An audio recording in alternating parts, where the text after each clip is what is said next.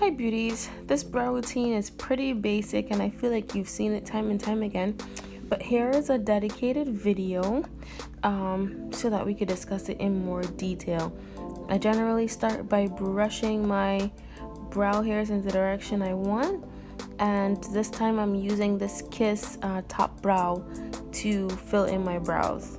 You know, it's whatever I get my hands on at the time, I think, but I generally just brush the brows, fill them in, then clean them up. I don't have much brows to start with, and they are two different shapes, so majority of my brow time is spent trying to make my brows, you know, arch where I want them and make them match. I'm just coloring in that pimple you see right there and trying to make more hair-like strokes until I get to the arch, and then I just kind of block fill it in. I use the spoolie end to diffuse the color at the beginning of the brow so I don't have that block effect as much, and then I go along the top line, sometimes the bottom, if the line looks too harsh, because I don't like that typical harsh line. I had a genius idea, guys, or at least I think so. For those people that have cream products like your ABH dip brow and you don't like using a brush, I thought, well, if I do this for my eyeliner, why not do it for my eyebrows? So I took that same pencil, but I'm using the gel liner on this eyebrow just to demonstrate what I was thinking inside my own head. So I mean, you have to work a lot faster and definitely blend in with the brush as you go, but I'm just dipping the tip of it into the gel liner pot and then applying and blending it in the same time if there are any harsh lines. But yeah, I kind of like that. I think I'm gonna try it a couple more times to see if I can perfect it, because to be honest, I just came up with it right now. Now I'm just showing you that depending on my mood, I use either fawn or toffee. And for this look, since I decided to do makeup, I'm going with fawn, and I'm trying to decide between toast and dark cocoa, but I think I'll stick to toast. That's the one I usually use for the top of the brow.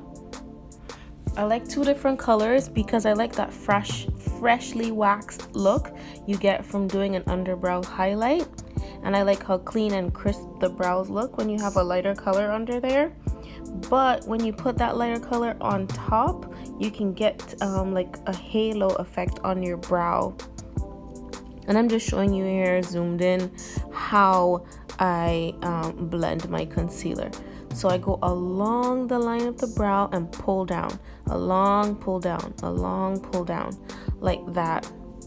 And I'm gonna repeat it on the other side, but this side is sped up so you can't really tell.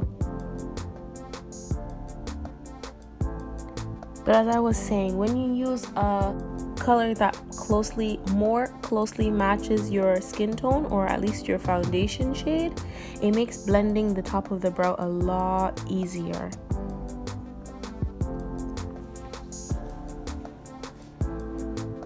And I'm using that BH Cosmetics, what is that called again? I forget. I should probably start looking at numbers now that I have this brush set. But it's just a rounded blending brush that's small enough to fit in my eyes.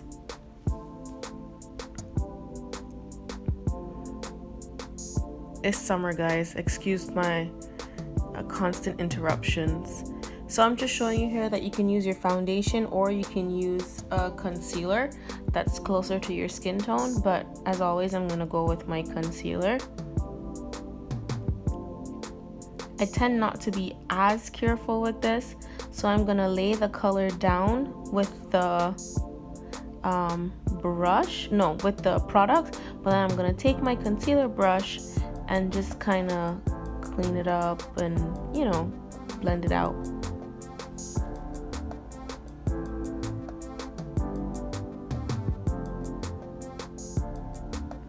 Guys, they're trying to rip my background, they're kicking my camera. I'm sorry if this video is a little bit everywhere. I took off a piece of my eyebrow, so I gotta draw it back. I don't think I used any gel this time, I forgot.